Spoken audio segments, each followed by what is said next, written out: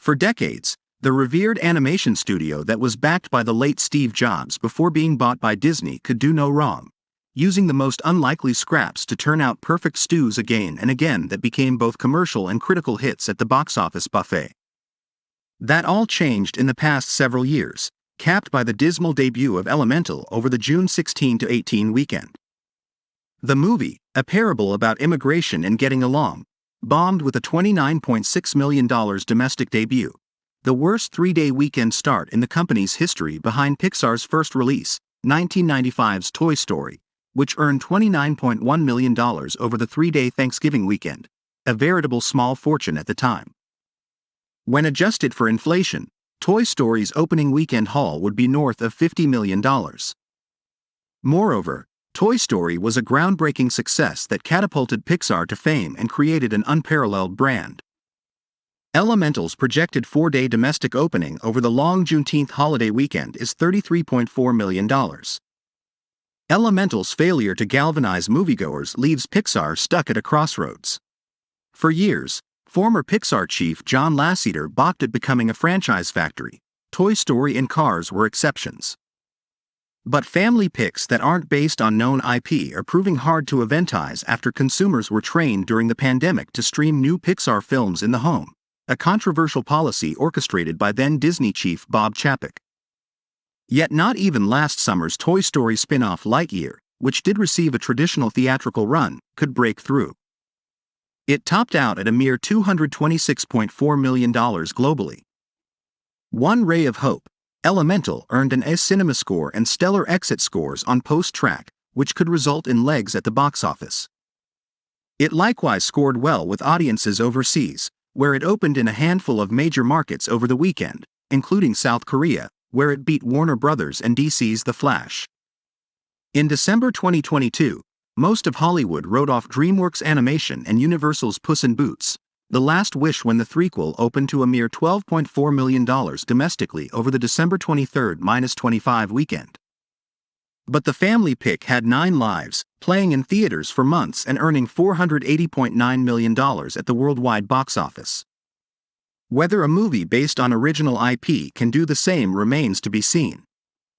On the Disney lot and at Pixar, where Pete Docter is in charge, there's sure to be plenty of discussion about Elemental and what it means for original versus branded IP at the studio. Next year, Pixar has the original animated film Elio set for release in theaters, as well as an Inside Out sequel. Any lessons learned from Elemental's miss will take time to implement, as course corrections are particularly complicated in the animation space, considering these movies take many years to make. And studio insiders say there would be no franchises without original swings, something Pixar in particular excelled at for decades.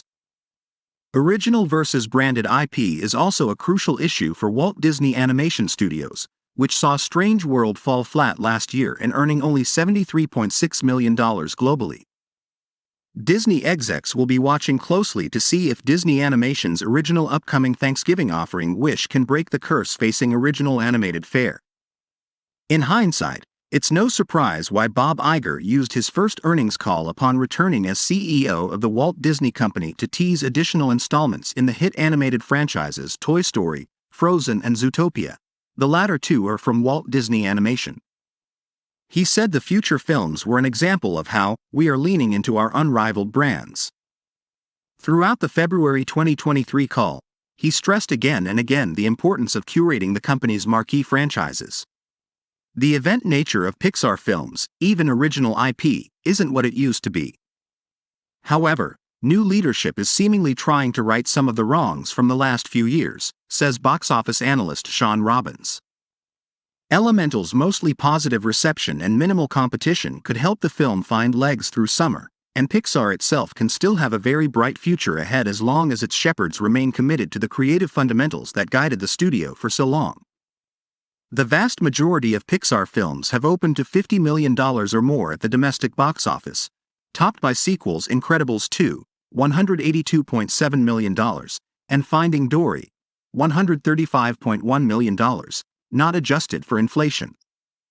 Elemental, The Good Dinosaur and Onward are among the handful of Pixar movies to open to less than $50 million, Good Dinosaur and Onward both launched to $39 million domestically in their initial wide breaks.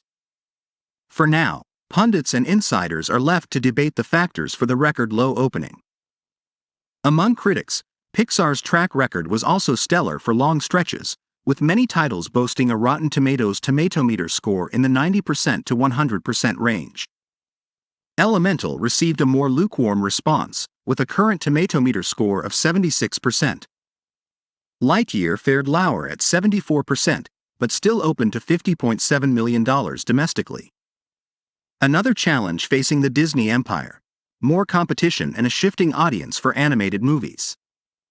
Along with kids, adults between the ages of 18 and 34 were a huge reason for the stunning success of Illumination and Universal's billion-dollar blockbuster The Super Mario Bros. Movie earlier this year. Ditto for Sony's more recent entry Spider-Man: Across the Spider-Verse. Historically, Pixar has been famous for attracting an adult audience in addition to families. But in a case of damned if you do, damned if you don't, Elemental has so far failed to have that appeal. Adds Robbins in summing up the Elemental conversation: Disney's pandemic-era streaming strategies and the rising popularity of other animation studios among modern youngsters and family moviegoers should be considered.